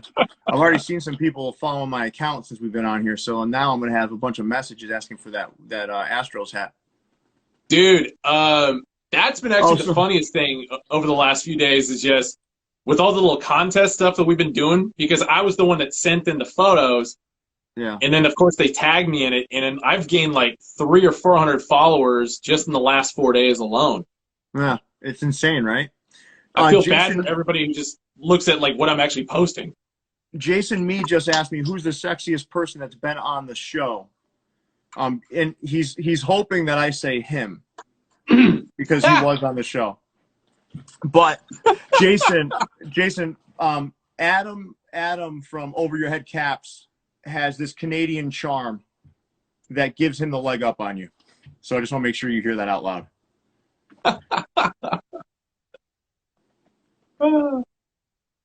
How many Brewer caps are in my collection? Well, I added 4 more just recently. I added those 50th anniversary Brewers caps, the 2 Barrelmans, and then the other 2. So I'm probably up to about 20 Milwaukee Brewers. About 20. Nice. I love. And then for anybody following on Twitter, I will tweet those photos out as far as what's dropping tomorrow, a little bit later. Yeah, I mean, I can't wait to see that again. So someone Blue Brims, I guess they manage some sort of account. Give me your Yankees. Okay, you can have both of them. Someone saying Pierre has a type. Yeah, my girlfriend lives in the Bronx. She's my type. Adam from Over Your Head Caps is a very charming guy, but he's not my type. How many Yankees caps do I own? I have about, I'd say, 8. Yeah. Whale Nats hat. Yeah, we won't talk about that one. Oh, yeah. Yeah. Yeah, I still run the Hat Club Twitter account. I'm just not obviously doing it right now. Yeah, I'm sure. Yeah, Adam, I just friend zoned you. There's no chance. I'm taking my girlfriend. You are a charming man, though. I'll give you that. Yeah. When did I start? What does that mean? Do you mean the collection or do you mean the show today? We started the show at 5 West Coast, 8 East Coast. Yeah, so we've been on for an hour and a half. Ben began growing his beard, I'd say, about 20 years ago. Yeah, exactly. We started the show around 8 Eastern time. Wait, and we've been on for an hour and a half? Yeah. Holy shit. No, I think it's because we're such close friends now, Ben. Goddamn right.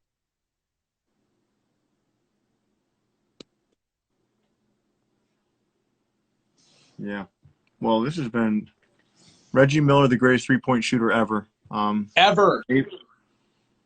I don't like Ray Allen doesn't exist in my mind. Ray Allen had the prettiest shot of all time, though. Yeah. Reggie Miller's shot was absolutely ugly. For sure. That, Ben. It was the double cross.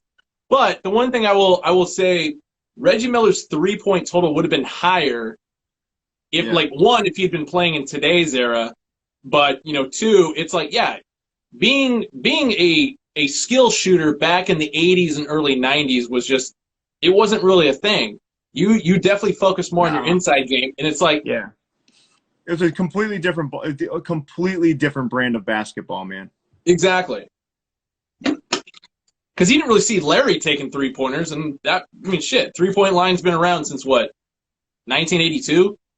Yeah, listen, Bird was sick too, man. Yeah. Yeah, I mean, when did I start collecting? Okay, I started collecting about 20 years ago. Now, obviously not at the pace I do now, but, well, you know, greatest Celtic ever. All right, so I'll tell you who I think is the greatest Celtic ever, and then I'll tell you about who's my favorite Celtic of all time. Greatest Celtic ever, in my opinion, is Larry Bird. Yep. Followed closely by Bill Russell, in my opinion. Now, obviously, you know, that's open to debate. But my favorite Celtic of all time, because it was at a very it was when I was younger, was Reggie Lewis. Reggie Lewis, number 35. Reggie Lewis came in, and he was handed the torch by Larry Bird, and then he shortly thereafter passed. Go ahead. Yeah, he passed away. So he was my favorite. Yeah, I do have a sneaker collection. But listen, man, I'm a little older now, so there it is, man. Yeah. There it is, man. It took me a long time to find. Yeah. Yeah. Someone asked me about my sneaker collection. I do have a sneaker collection. Mostly Jordan 1s, though. I can't, and Jordan 3s. I'm getting older. I've got to keep it simple. So I'm kind of sticking there, you know.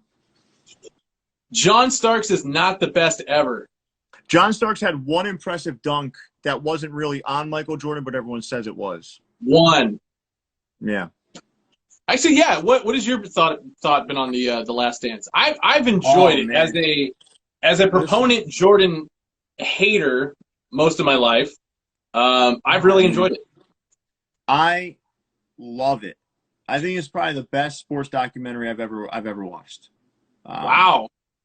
Listen, it's incredibly well done. It's put together, and it's balanced. It doesn't make him look like some sort of choir boy, and he approved this stuff, so he knows. No, I know. Listen, he was the consummate winner, and this documentary portrays him as such. It's impressive to watch. And I really do think that, you know, if you don't have respect for him after watching this and the things that he went through, you know, to be blamed for his father's death indirectly and all this stuff. And listen, man, anyone would crumble under that pressure. This was the biggest star on the face of the planet, besides maybe Michael Jackson at the time, right? True. I mean, this was it. And this guy was under intense, constant scrutiny and just continued to win. So he's always my goat, and I know that's debatable too, but this documentary is really, really impressive. Really. I would say my only beef on it right now is the lack of Luke Longley. I've heard reasons why, and I think it's just more. I think it actually leans more toward Luke didn't really want to be in it as much. Yeah. I feel bad for the punching bag that Jerry Krause has become on account of the fact that, well, he's dead, so they can literally say anything. I'm not saying, you know, everything he said was the greatest. I mean, for whatever reason, he wanted Phil Jackson out after the '98 season, which I'm still confused about. But I mean, as far as as you say, we'll never know. You know, we'll never know. I think, but I'll say this: listen, man, the guy expected excellence from those around him. Yeah, and the one line from Sunday's installment that I love most is, they all knew I wasn't going to ask them to do anything that I wouldn't do myself.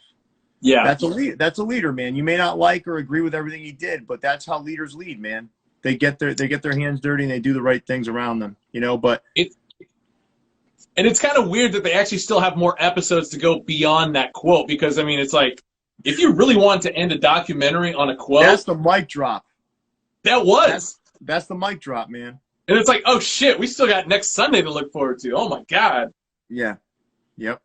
I mean, listen, I can't wait for that. It's been awesome, man. And you know what? It's just great timing. Everyone got this captive audience that just that's thirsty for this sort of thing. And like, man, I've been soaking it all in every Sunday night. I'm psyched for it. We were supposed to do this Sunday night at 8 p.m. And I was happy we didn't because I wouldn't have been able to get the refreshments in time to watch it live. I would have felt terrible in regard to that, but it's just like I can only imagine how bad the ratings would have been in here going up against Michael Jordan. So someone's asking me how I curve my brims on my hat. So I'll share with you guys really quick. Get yourself a handheld steamer. Now, people talk about cups and all this stuff. Just take a handheld steamer, steam across the top of the brim, steam the bottom, put it on your head, give it a little curve, keep it there, let it dry for about 5 minutes on your head. Perfect curve. Don't worry about it. Don't ever crease your hat when it's dry. Don't go wet it either. Just use steam. Yeah. You get that curve. Speaking of perfect curve, do you ever own one back in the day? No. I actually did it with my – oh, no, I did. With the rubber band. Yeah. Right? Yeah, I had one. But listen, if there's anything you take away from today, Ben, other than my passion for hats, it's if you want to curve your brim, get yourself a personal steamer. Because I'm telling you, man, I just haven't used it. If you do it, man, if you do a personal steamer, if you just use that handheld steamer, man, this thing curves perfect. You put it on your head and you just curve it a little bit. It's nice and soft, and it just dries. I'm definitely gonna have to use that now because that's incredibly fascinating. You're the first person to even bring up using like a random piece of technology as opposed to just like, oh, just do it with your hands.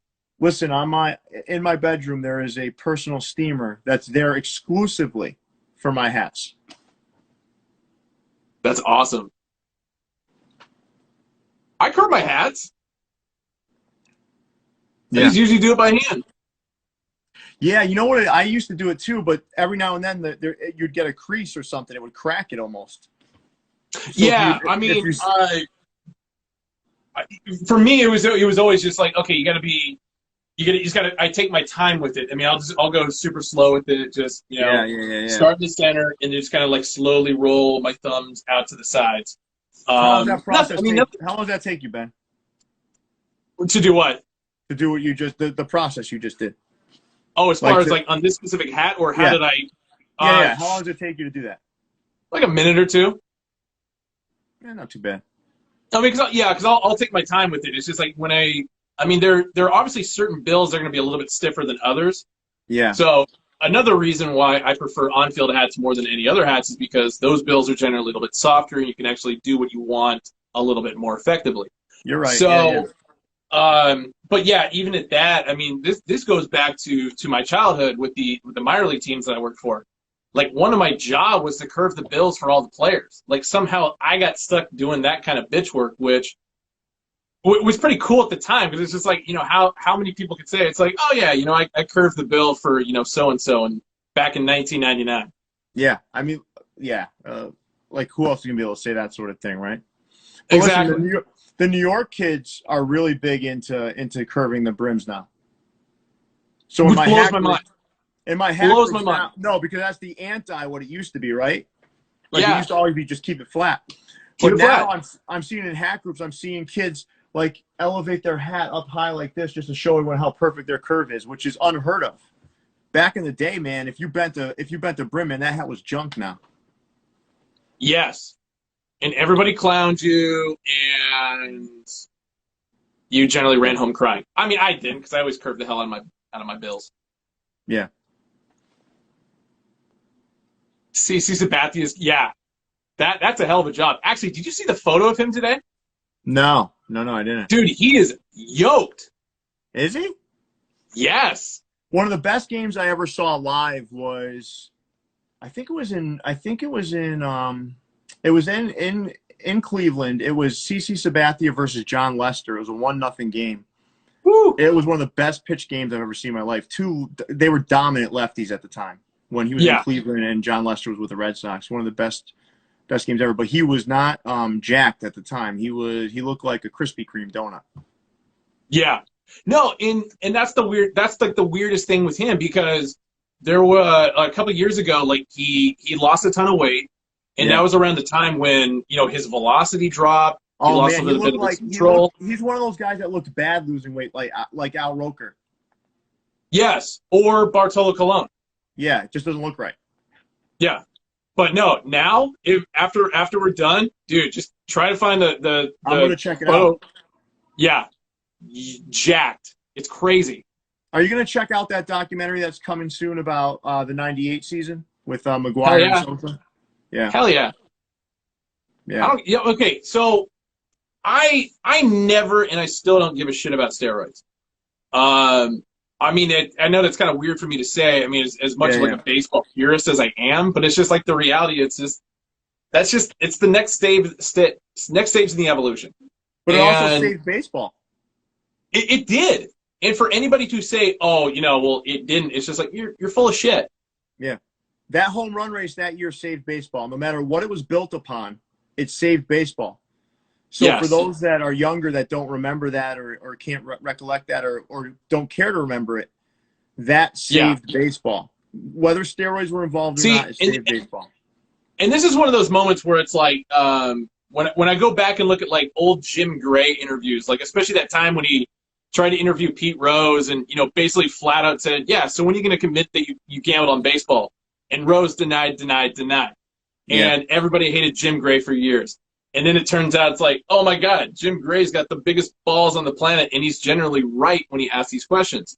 So Yeah. this is the kind of guy where it's like, you want somebody to go talk to Bud Selig and get some truth about not only the collusion of the 1980s, but then the strike and then the 98 season. It's just like, I want Jim Gray doing that interview.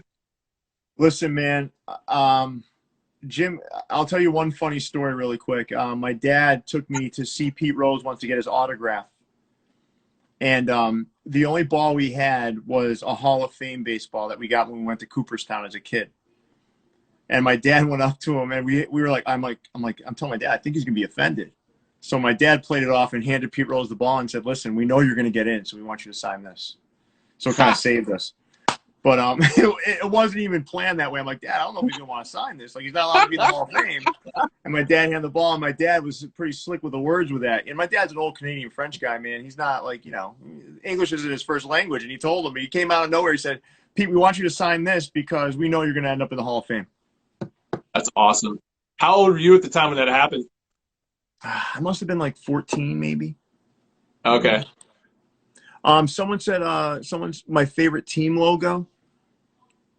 It's tough, man.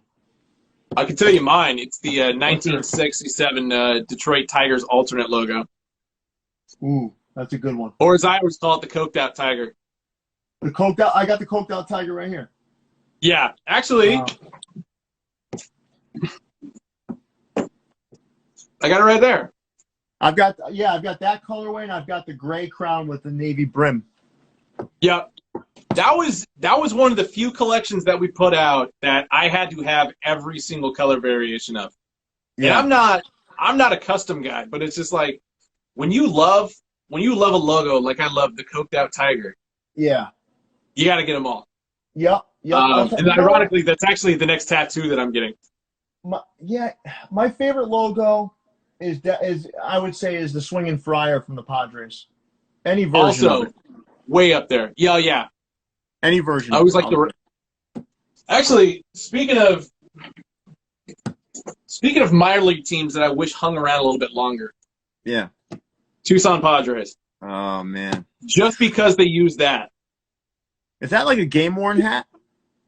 No, I mean it's an on-field one, but I wore it, but yeah. But I mean, everyone's asking. Even the simplicity. Yeah. Them throwing Tucson on the bat, it's just like that's perfect. Yeah. So listen, anyone who's asking about what's the trick to bending your cap, I'll do something on the YouTube. I'll do a video on the YouTube and show it. So go subscribe to Views from the Vault. I'll throw a video up there in the next week or so of how to curve a brim. Nice. Yeah, CC Sabathia definitely look like Kimbo Slice these days. Kimbo Slice, man, that guy used to beat the crap out of people in backyards and stuff. Yes, he did. He passed away though, I think, right? A couple years ago, yeah.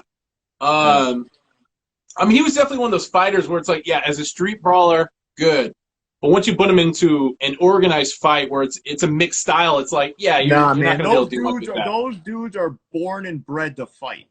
You are not Yes. going in the ring with one of those guys. Anybody who thinks Now, that they can. I would say if Kimbo had gone into boxing as opposed to MMA, he probably would have fared way better on that. Yeah. I think, my favorite boxer of all time is Mike Tyson. I've been talking a lot about. I was Mike always Tyson. boom Ray Mancini guy, and then that was just because until Mickey Ward came around, and then him and Gotti matches 1, 2, and 3. Yeah. Someone said any person dead or alive y'all want to have dinner with. Well, you know who I'll keep it sports related if that's okay. Mine would be Ted Williams. Go for it. Mine would be Ted Williams. I'll tell you why. I had this conversation. Can I tell you why, Ben? No, dude, have at it. Listen, I was talking to Leon about this the other day. The guy lost 4 years in his prime and still hit 520 home runs. And that story, I think it was 46 it was 1941 when he hit 406, right? He had the opportunity. He was batting 400 going into the last game. The manager says, "Hey, man, sit down. Sit this one out, man. You're going to bat 400 this year." He said, "Nope, I want to play." And he raised his average in that game to 406. Yeah. This dude lost the 4 prime years of his career where he potentially would have hit another 160 home runs. We're talking about him being right there with Willie Mays and Babe Ruth as the best players of all time. Yeah. And classically, go ahead. Oh, you're going to break it up a little bit. You good? No. All right. Classically, I mean, he's the best hitter that ever played this game. I'd love to hear more about what went into the art of hitting with him. And I couldn't agree more. I mean, I can't remember if it was yesterday's show or the previous. No, it was yesterday's show where I went on a tangent about Ted Williams and him fighting in World War II, him fighting in Korea as a fighter. I mean, not only that, as a fighter pilot, it's not just like, oh, hey, I'm going to war and just going to do a desk job kind of thing. A fucking fighter pilot. That's crazy, man. It is. It's insane. And it's like, yeah, you want to talk about guys who missed the best years of their career. Michael Jordan for basketball also being one of those guys for the 2 times that he retired. Mm-hmm. I think that's where the conversation kind of split out.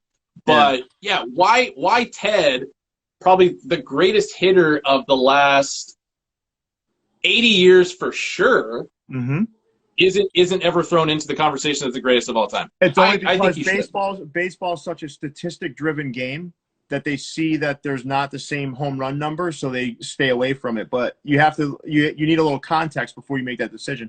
Can I answer one question? Someone here said, "Wahoo Pinky shock drop." There's no more Chief Wahoos. Is that what they're asking? Yeah, more than likely. Or is there a shock drop on Hat Club right now? Oh shit. Well, yeah. Well, either way, if you're saying Chief Wahoo, that ain't happening because you can't use that. Not anymore. Yeah. Okay, now I want answers on that.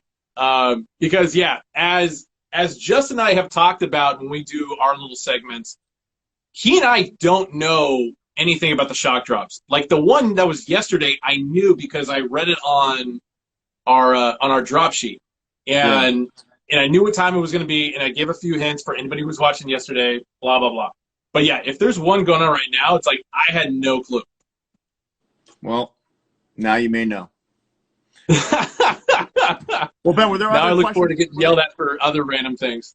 Were there other questions that you wanted to wrap up? Because in a few minutes I gotta go put these kids to bed, man. They got school. No, I was actually thinking the same thing. Like I should probably go, talk to my girlfriend and like eat dinner or something like that. Yeah. Listen, man, this was one of the best conversations I've had in a long time. So same here. I really appreciate you having me on. I certainly want to just tell everyone out there, man, just enjoy the hat community in any way, shape, or form you can. Any form of community where you can connect with others and have a good time and talk about things you're passionate about. Get yourself involved. It doesn't even have to be hats. It could be anything.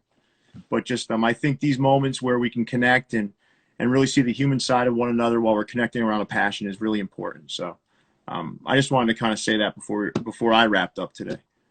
Dude, I appreciate that.